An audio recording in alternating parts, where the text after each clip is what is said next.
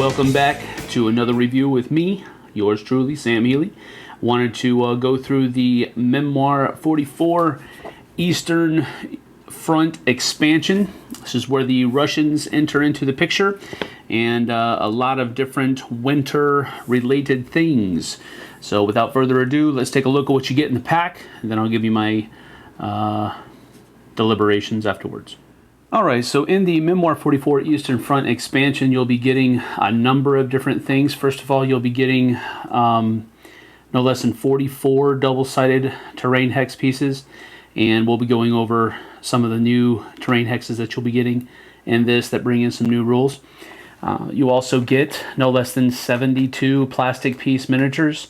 You'll have 42 infantry and 6 artillery, and then you'll also have 24 armored vehicles, and we'll talk about those, show you those in a little bit more detail in a few moments.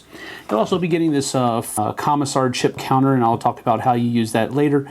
You'll also be getting 4 double-sided obstacles, and then a number of different tokens that come with the new expansion. And so let's go ahead and talk about each of these little elements. And here is set up before you a example of the different models that you'll get in the Eastern Front expansion, as well as the different terrain hexes that will come, and then of course the two kinds of obstacles that come. You'll get 4 tiles, but they're double-sided. These are the 2 different kinds of obstacles that you'll get. Alright, so first of all, let's take a look at the models here. These are T-34 tanks. The models here are the infantry models. The color is one of the ones that will be the main differentiating points from other models in Memoir 44.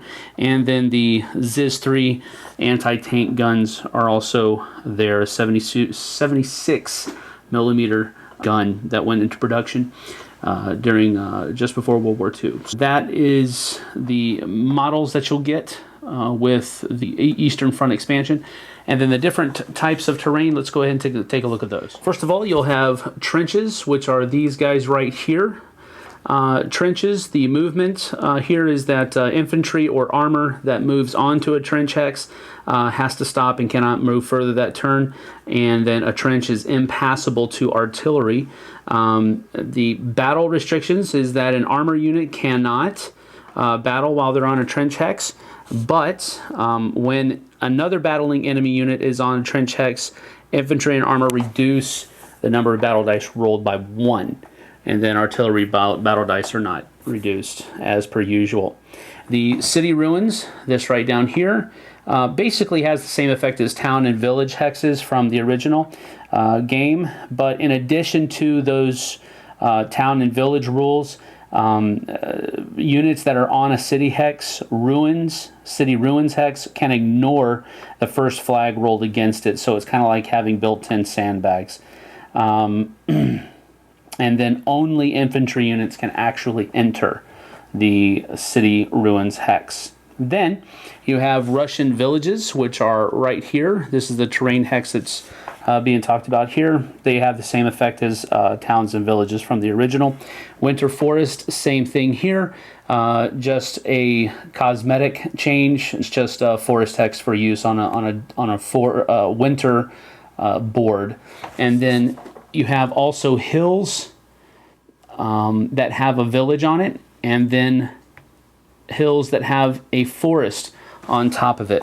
Those hexes are just used for visual effect only. They have the same effects as forest and the village hex from the original game.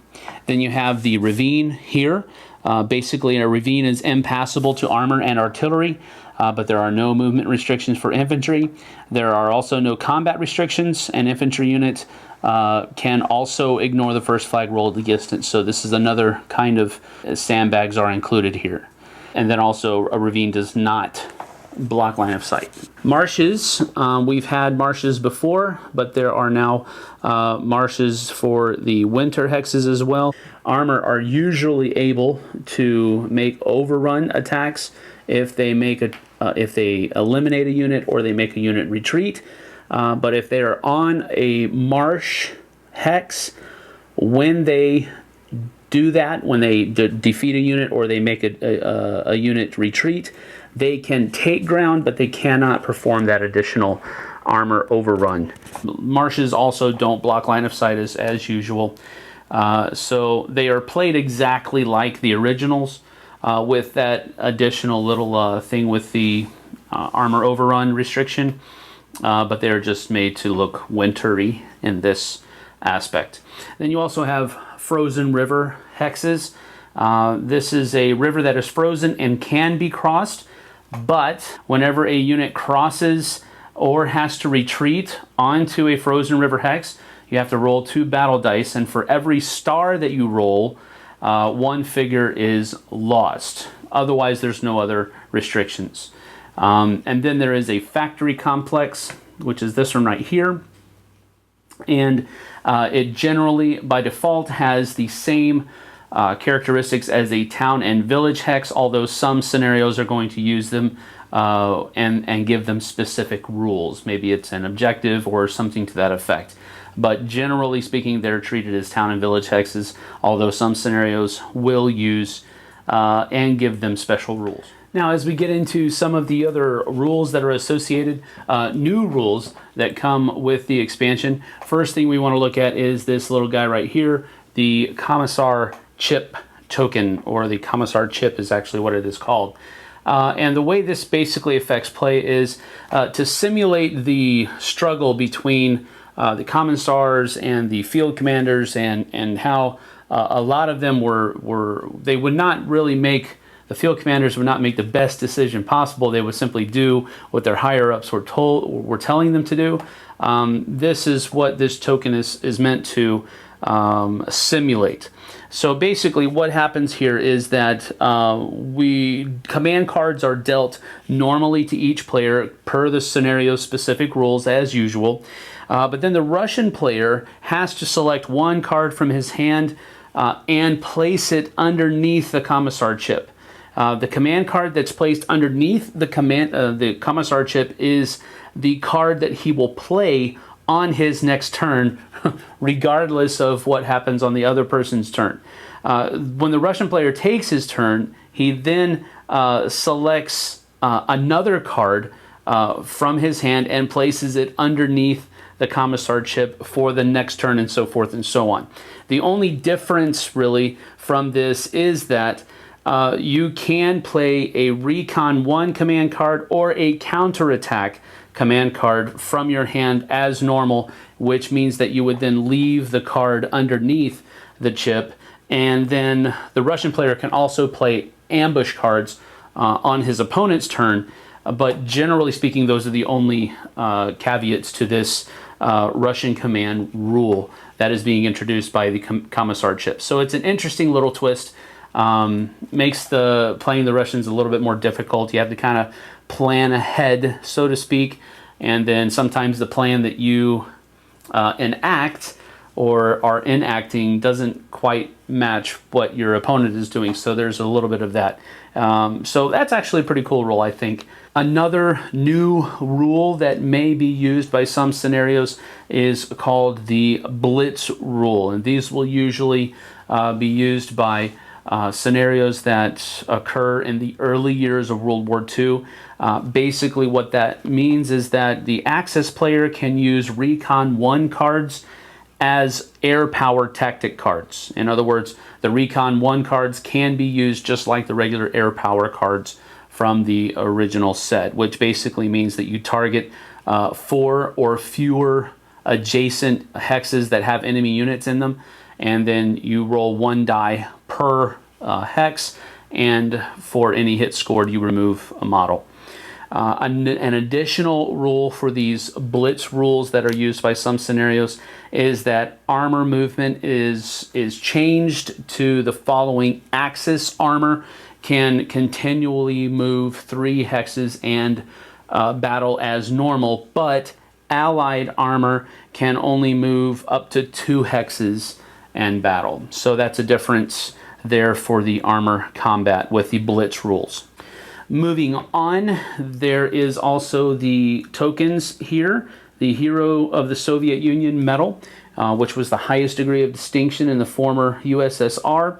It was created in 1934 and awarded to over 12,500 people, mostly during the 1941 to 45 war with Germany and the Soviet Union, called the Great Patriotic War. So now that has been included to be used for, just like the other markers in original, to denote hexes that have some type of value within the specific scenarios. And then of course there are also more mind tokens in case you needed more of those. But then there are also these star hexes, which we've seen before, but now they have a little bit of a different use. Battlestar tokens are generic tokens that can be used for a number of different things. The new thing that's mentioned here is some units can be camouflaged. And what that basically means in gameplay is simply that they cannot be targeted by anything other than a close assault, mainly because you can't see them. They're camouflaged. The new badges that come in the game, first of all, this one right here denotes Russian Special Infantry or Special Forces. These two guys are snipers. So there are some new rules that come with being a sniper. First of all, he can battle when he moves onto any kind of terrain type. He has no restriction to battling where normal infantry would be restricted. He still does have to stop, but he can battle. Furthermore, the sniper can move 3 hexes instead of the standard 1 hex on any retreat flag rolled. So if a sniper gets a retreat flag rolled against him, then he can retreat up to 3 hexes, not just 1. The snipers move like special forces units. In other words, they can move 1 or 2 hexes, and still battle. Now, as far as battling is concerned, the sniper can target an enemy infantry or artillery unit. They cannot battle armor units, but they can target infantry or artillery 5 hexes or fewer away. And it does have to have line of sight for the target. And then, of course, the sniper's battle dice is not reduced in any way. It can only fire 1 die, and it can do that up to 5 hexes away. A sniper rolls 1 die and scores a hit on any target symbol, grenade, or star symbol rolled. All right, so basically if you roll an infantry symbol, a grenade, or a star symbol, it's a hit. And then, of course, a flag will also cause the target unit to retreat as normal. And as I already stated before, it cannot target armor. Now, a sniper can also be targeted as normal, but only a grenade symbol will score a hit. And then the sniper is removed when hit, and it also doesn't count as a medal. So that's another thing. You can take the sniper out, but he's not going to actually help you win the game. It's just gonna stop him from being a thorn in your side. The other tokens that are here, first of all, you have the cavalry. The unit with a cavalry badge are actually cavalry units on horseback. And you would place 4 infantry figures and a cavalry badge in hexes as described in this scenario. And it is ordered like a regular infantry unit, but here are some differences. It can move up to 3 hexes and still battle because they're on horseback. And it can battle enemy targets that are 2 or fewer hexes away, and it rolls 2 dice in close assault and 1 die against a target at 2 hexes. All right, so on a successful close assault combat, it can take ground and battle again using the armor overrun combat rules. So it's a pretty cool infantry unit that is being introduced here with the Eastern Front set. The Finnish ski troops have similar rules, but a little bit different. Let's go over them. First of all, they can move up to 3 hexes in battle, like the cavalry units, but it rolls 3 dice in close assault and 2 dice against a target that is 2 hexes away. And then when they move on to different terrain types like woods and towns, they can still battle where standard infantry could not, but they still have to stop. The movement restrictions still apply, but the battle restrictions do not. And then additionally, they can retreat 3 hexes instead of just 1 on any flag that's rolled against them. An additional thing is that Finnish ski troops only have 3 figures in them instead of the standard 4. And then there are combat engineers. Some infantry units can be given the combat engineer special ability. An engineer unit moves and battles like a standard unit. However, in a close assault combat, an engineer unit ignores all terrain battle dice restrictions. And then their enemies are not protected by their terrain. So it's kind of like they have a better understanding of the terrain, they know how to use it to their advantage, so forth and so on. Also, an engineer unit that is on a hex with wire will reduce the number of battle dice it rolls by 1, and may also remove the wire from the hex on the same turn. So normally an infantry unit can either battle or take the barbed wire away. Combat engineers can fight and take it away at the same time. And then an engineer unit that moves onto a minefield hex that is eligible to battle must clear the minefield hex instead of battling. If the engineer unit cannot clear the minefield, it detonates. And then a couple of different things here. First of all, the bunkers, the winter field bunkers, they have the same effect as a regular field bunker. In addition, either slide can claim it as a defensive position. So it's not negated when the person who owned it from the beginning of the game leaves. Your opponent can move in and take and use its defenses to their benefit. And then also there are dragon teeth obstacles that come with this. Only infantry can enter a dragon tooth hex or dragon teeth hex, however you'd like to say it. An infantry unit that enters a dragon's teeth must stop and cannot move any further. There are no combat restrictions as far as battling out dice and all that kind of stuff. And then a dragon's teeth does not block line of sight. Additionally, the book that comes with the expansion also has 7 regular scenarios. And what I mean by regular is that they have the normal 3 field combat style. But it comes with 7 new scenarios like that. And then it also comes with an Overlord map that can be used if you have 2 base boards and enough troops for all of that as well, because as you can see, there are a lot of troops on both sides. A lot of tank units, a lot of infantry units on both sides. So, and that's the 7th regular one there. So that also comes with the Memoir 44 Eastern Front expansion. So that has been the Eastern Front expansion for Memoir 44. The only caveat that I have, I like this expansion a lot, but the only caveat I have with that is that aesthetically, you need the winter board to get the full effect out of this thing. So in terms of purchasing, you would have to purchase the winter desert board aesthetically to get the feel, the full feel of the Eastern Front. And that's kind of a detractor from it. I really enjoy this expansion, don't get me wrong. I like the scenarios in it. I like the special rules of the Soviet Army. I like all of that. It's just that it has that extra burden, so to speak, that you have to purchase the winter board to aesthetically get the most bang for your buck out of this expansion. So I'm going to give it just 1.5 thumbs up for that caveat only. I think that's the only really detractor that it has with it. So take that for what it's worth, and we'll see you on the flip side. Thanks so much for watching the Dice Tower videos. Find more great videos and reviews, as well as our top-rated audio podcast at Dicetower.com. You can also find other great shows at DicetowerNetwork.com. I'm Eric Summerer, and you've been watching The Dice Tower. The Dice Tower is sponsored by Cool Stuff Inc., where you can find great games for great prices. Cool stuff in stock. Check them out at CoolStuffInc.com.